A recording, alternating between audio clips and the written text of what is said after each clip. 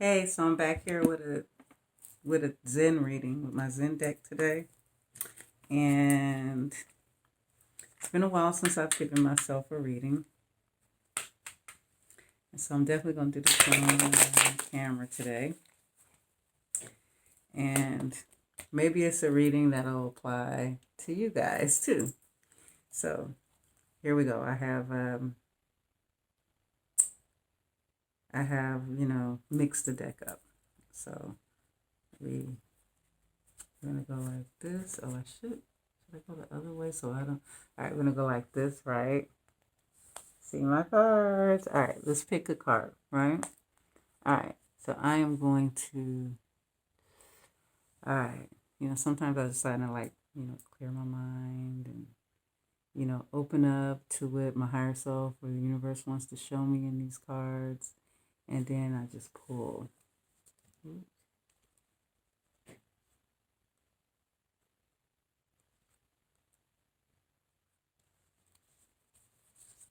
Got it. All right. Let's see what card I got. Flowering. Flowering. Is that? Oh, yeah. See, that's a very pretty, very, very pretty picture. A woman in the lotus position on a lotus. And her hair looks nice. All right. Let's get to the bottom of this. Oh, I just passed it. All right, let me go here and find it.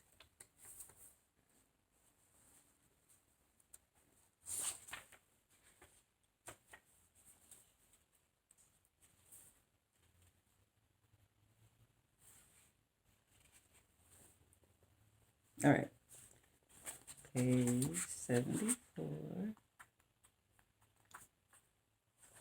All right.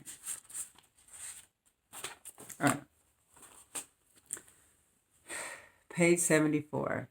The Queen of Rainbows is like a fantastic plant that has reached the apex of its flowering and its colors. She is very sexual, very alive, and full of possibilities. She snaps her fingers to the music of love. So I guess that's what she's doing right here. So she's just snapping her fingers to the music of love. Okay.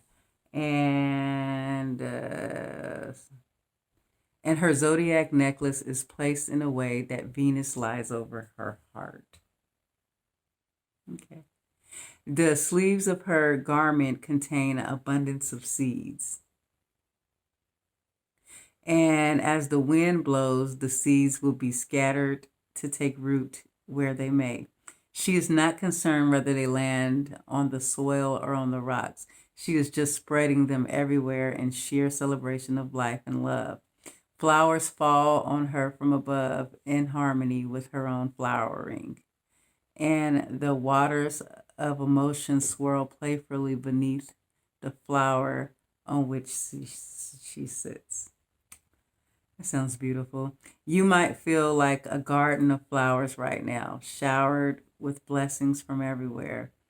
Welcome the bees, invite the birds, and drink the nectar. Spread your joy around for all to share.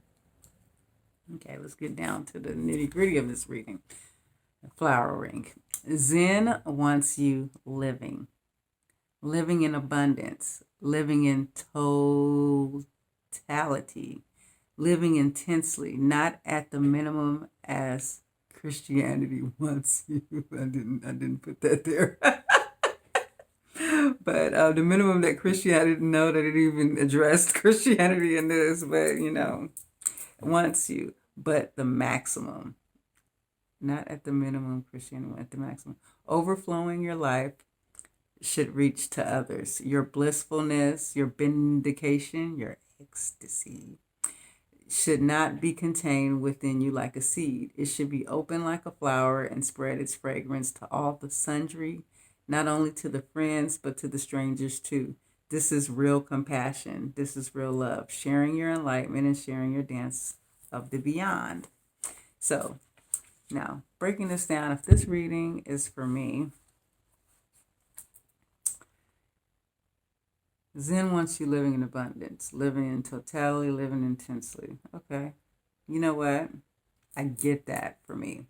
A lot of times on this journey, especially, trying to create your reality and create your desires here, you know,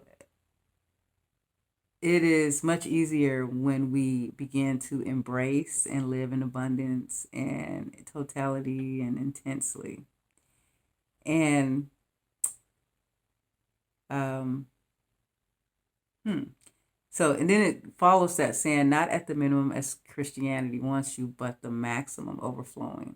Okay, so I'm thinking that this actually is meaning right here is that, like, because, I was in Christianity, I left Christianity, I'm very happy with this journey because this journey has shown me that I don't need a third party to intercede between me and God, which I believe that we are God, source energy in a human body, all of us. So, therefore, if you really want to walk in your source energy, your God power, you can't live at the minimum. And I hate to say it, but Christianity is the minimum. Christianity is saying, okay, I'm I'm manifested into this reality. I am a God, but I really want to go to the minimum and worship something, create a God outside of me to worship.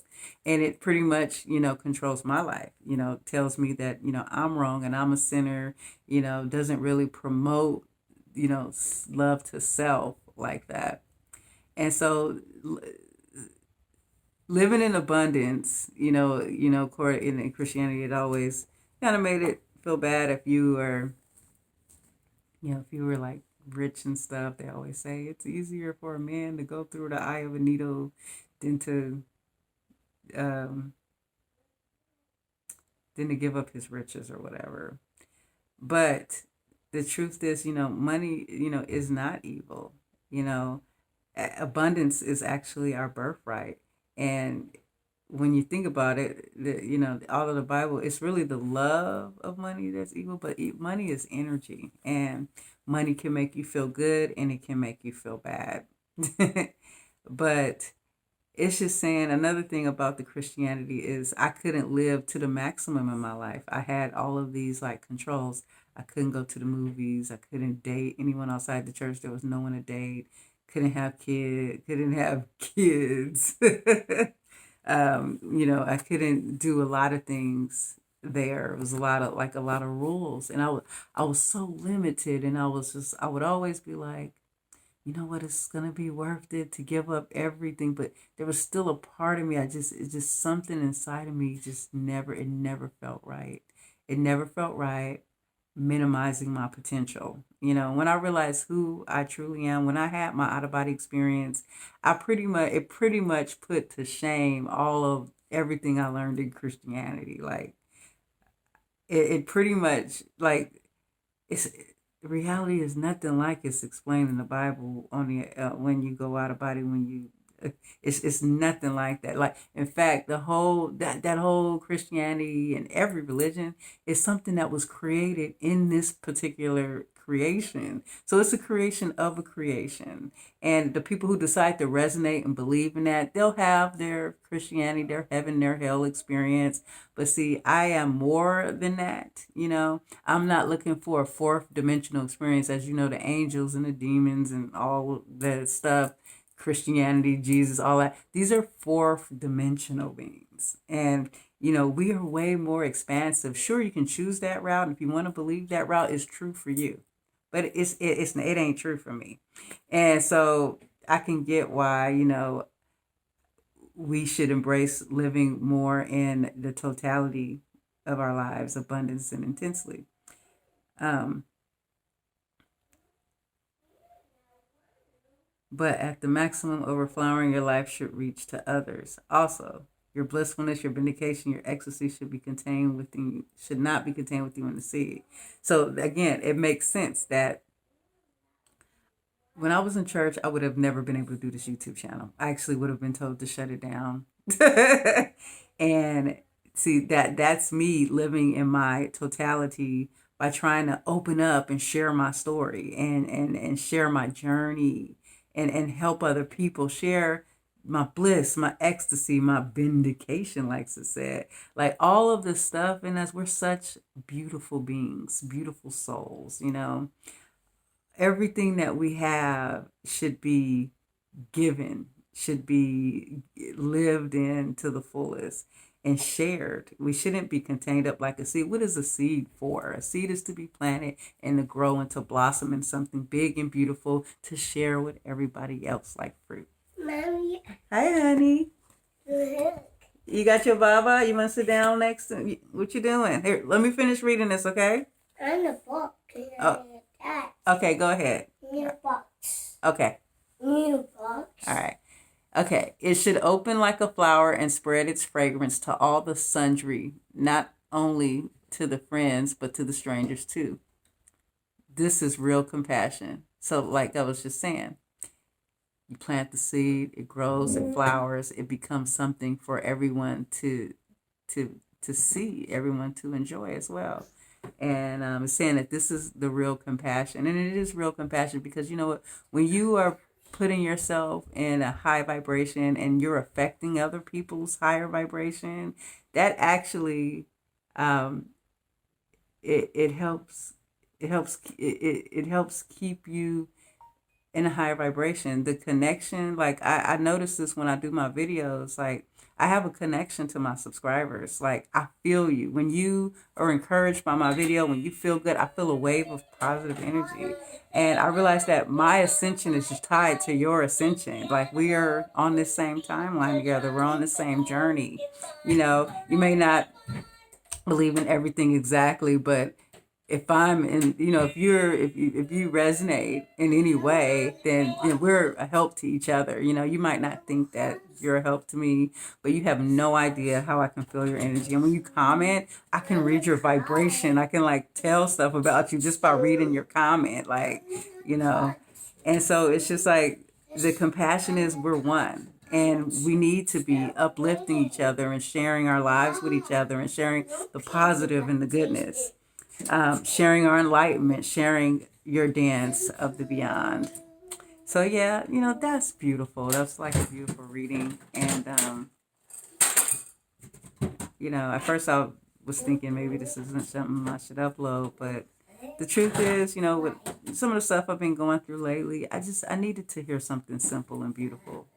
And what we are is we're definitely beautiful beings, you know. We're so beautiful. You don't understand, like, right now we're attached to this human body and you may feel like this is all we know, but to be yourself and outside of this body is the most amazing experience. To not be attached, to feel that source connection, it's the most beautiful, the most amazing, beautiful thing. And we need to embrace more of that, who we truly are, that source energy. Like we're source energy in a human body. We need to embrace that and let it flow from our lives and flow to a point that, you know, it's not only us, but everyone around us is experiencing this type of love and compassion. And so thank you for watching. Peace and love. Namaste.